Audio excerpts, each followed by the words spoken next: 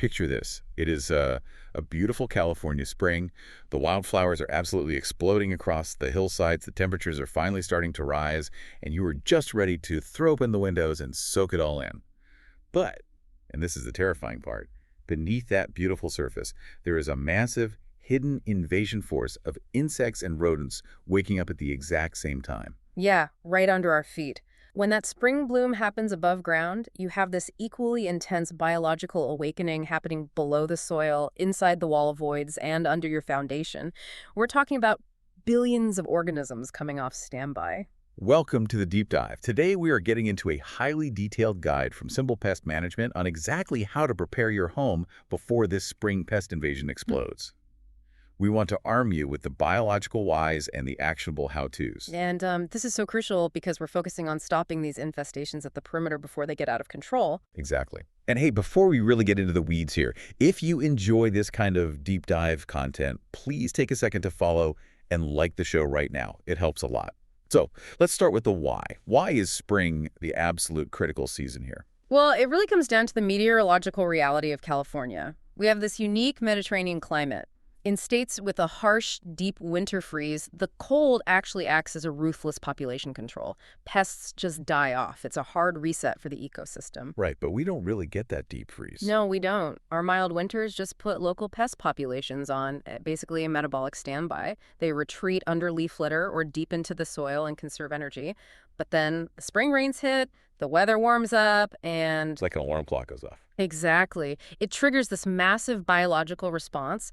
Their metabolic needs spike instantly, and they're suddenly desperate for hydration, rapid caloric intake, and new nesting sites. And our homes are essentially giant, dense concentrations of all those things. What genuinely terrified me in this guide was the math of what happens if you delay your response. The exponential growth is staggering. It really is. Like a single ant colony that establishes a foothold in March. Right. By June, that can easily produce thousands of active foraging workers. Or overwintering spiders, they hatch hundreds of offspring the second the temperature stabilizes. Which is why you can't wait until midsummer. If you wait, you are fighting them at peak population density. Right. So let's look at the actual roster of these invaders, starting with the heavy hitters ants. There are two main culprits here. First, the Argentine ants. These guys form massive super colonies that can stretch for miles. They're a massive issue, and their spring trigger is really tied to precipitation. When we get those heavy spring showers, especially in places like Sacramento and Riverside, the soil gets completely saturated. So they're basically drowning. Essentially, yeah. The flooding forces them upward. They're driven out of the ground and directly toward the high, dry ground of residential foundations and moving right inside. They're climate refugees migrating under your back door. But then you have carpenter ants, which are a totally different threat. They actually excavate wood to build their nests.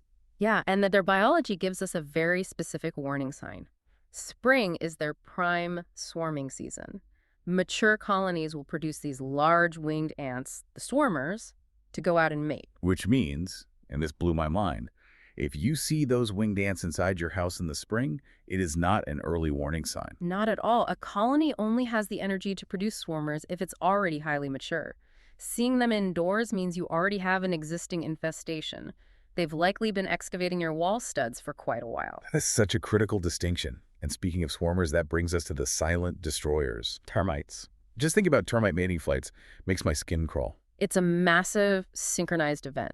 And depending on where you are in California, you're dealing with two distinct types. First, subterranean termites. They need a constant connection to damp soil. So they swarm after those warm spring rains. Exactly. Usually between February and May, particularly in the San Diego and Riverside areas, you might suddenly see thousands of them swarming out of baseboards. Since they live deep underground, that explosive swarm is often the very first visual clue you have an issue.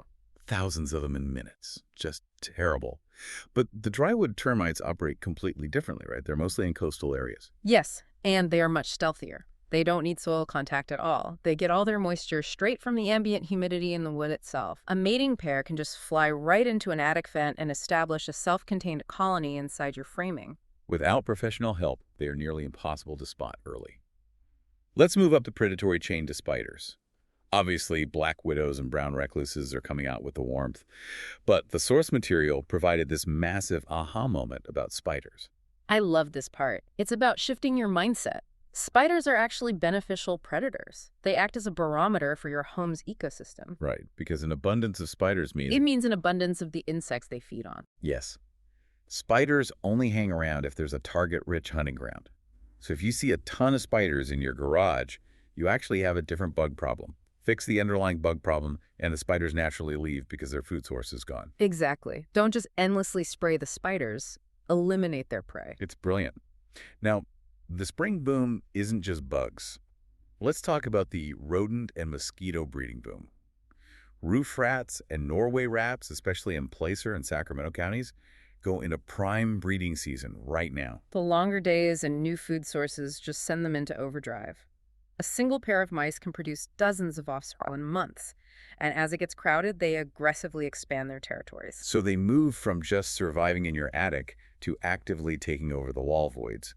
And outside, mosquitoes are doing the exact same thing with the spring rains. Particularly along the San Diego coast and the Sacramento Delta, the rain leaves standing water in gutters, bird baths, old tires. That water is the perfect breeding ground. And it brings a very real health risk. West Nile virus is a serious concern here. Which is why clearing standing water is literally a public health intervention. So let's pivot to the defense strategy. Actionable intel. How do we stop this at the perimeter? I want to run through exterior maintenance first. Checking for foundation cracks, fixing damaged screens. But there's a very specific tactic for rodents that I found fascinating. Standard caulk is useless against a rat. Right, completely useless. They will chew right through silicone in minutes. So you have to combine steel wool with the caulk. You pack the gap tightly with coarse steel wool and seal it with industrial caulk. The steel wool damages their mouth if they try to chew it, and the caulk holds it in place. It's a fantastic mechanical deterrent, but those physical barriers don't matter if you provide a bypass. And this is where the vegetation-free zone comes in. Yes, the 18-inch rule. Right. You need to keep branches and shrubs trimmed at least 18 inches away from your foundation and roof line. If a branch touches your siding, you've essentially built a highway right over your ground defenses. Ants and roof rats will use it to march straight into your eaves. You also have to clear out the leaf litter against the house. It traps moisture and creates this perfect, humid winter shelter for pests. Pulling it back exposes the soil to the sun. And that concept of eliminating resources goes for the interior, too. We have to look at spring cleaning differently. Totally. Deep cleaning under heavy appliances is huge. The compressor on a fridge generates heat, the condensation pan provides water, and food crumbs provide the calories. It is a year-round resort for cockroaches. You also need to ditch cardboard boxes in the garage and attic. Cardboard is basically processed cellulose. Pests love it. Silverfish eat the glue, and rodents will shred the actual cardboard to insulate their nests. So switch to heavy-duty plastic bins. It cuts off food and nesting material. And do not leave pet food bowls out overnight. That's a massive caloric source for rats. And we can't forget moisture control. Pests need water just as much as food. Sometimes more. Exactly. A leaking pipe under a sink is an oasis for an entire colony. Ensure your bathrooms are properly ventilated and run dehumidifiers in basements. Take away the water, and the environment becomes incredibly hostile to them. Now, doing all these DIY steps, the steel wool, the 18-inch zone, the plastic bins, is crucial. But there's a reason DIY isn't always enough. Well, the average homeowner is usually just reacting to a symptom. You see a line of ants, you spray the ants.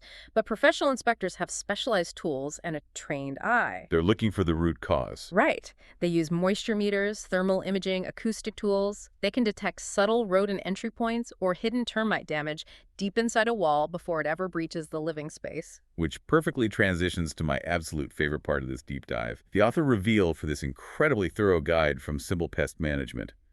The protocols we've been discussing were developed under the guidance of Theodore Augustus Paul Che. His work is groundbreaking. Because Theodore is actually a mini Bernedoodle. I love this so much. He is the chief bedbug officer in training for scent detection at Simple Pest Management. It highlights a really fascinating professional edge. Canine scent detection is incredible. Dogs process the world through smell, and they can be trained to detect the specific compounds live bedbugs emit long before a human could ever see them visually. It is so proactive. And obviously, Theodore is in training, so his human counterparts are doing the final verifications. But we just had to share this because it shows how Theodore keeps office morale incredibly high while proving Simple Pest's commitment to really thorough, proactive service. It really does. It's a great approach. So to wrap this all up, Yeah, whether you live in coastal San Diego, suburban Sacramento, the deserts of Riverside, or the foothills of Placer County, the biology is the same. Proactive spring action is your absolute best defense against a summer infestation. You have to secure the perimeter now. before they establish those massive colonies. Exactly. But, looking at this text's emphasis on California's mild climate, it leaves me with a really provocative thought about the future. Oh, what's that? Well, if changing climate patterns continue to blur the lines between winter and spring, creating even milder winters overall, how are these already resilient pest populations going to adapt their breeding cycles? Wow. If they don't get that winter metabolic reset, will the whole concept of spring pest prevention soon become an intense year-round constant we all just have to adapt to? That is a terrifying but very real possibility. The spring rush might just become the everyday reality. Well, if you want to protect your home right now and see more from Theodore the Mini Bernedoodle and his team, make sure to follow Simple Pest Management on social media and visit www.simplepest.com. Get out there, trim back those branches, and we will catch you on the next deep dive.